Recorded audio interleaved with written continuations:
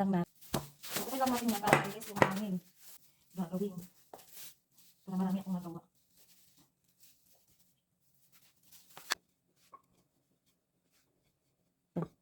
Yan. Pwede nito siyang lutuin sa kawali and then pwede din naman sa ube. Ang gawin natin, diyan natin siya ng gusto. Kasi tayo ng tintor.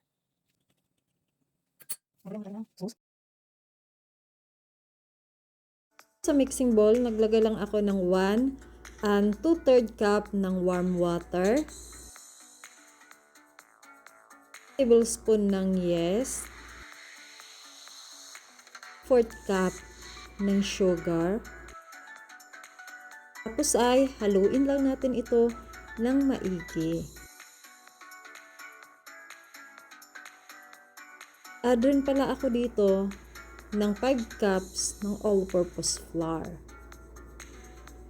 1 tablespoon ng salt. 3 tablespoon ng vegetable oil. At haluin natin ito ng maigi hanggang sa makagawa tayo ng dough. Kahin lang natin to ng 10 minutes to 15 minutes.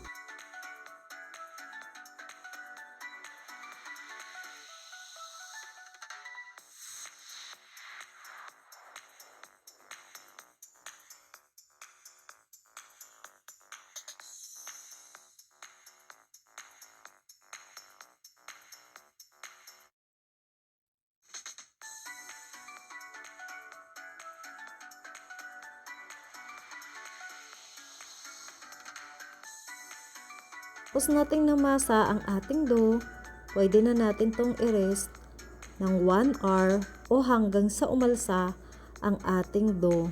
Maglagay lang tayo ng kunting vegetable oil dito sa ating mixing bowl para hindi dumikit ang ating dough.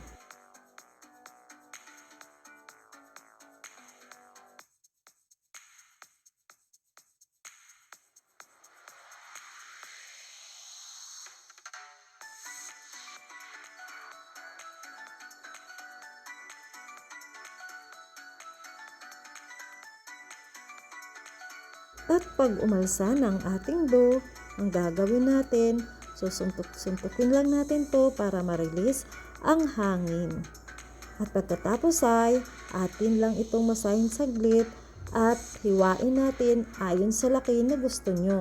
Nakakuking kung napansin nyo pala ang ating flour na ginagamit kung bakit marami kasi para rin marami ang ating magawa. At pwede nyo rin naman itong mabawasan, pwede nyo ding gawing 3 cups lang.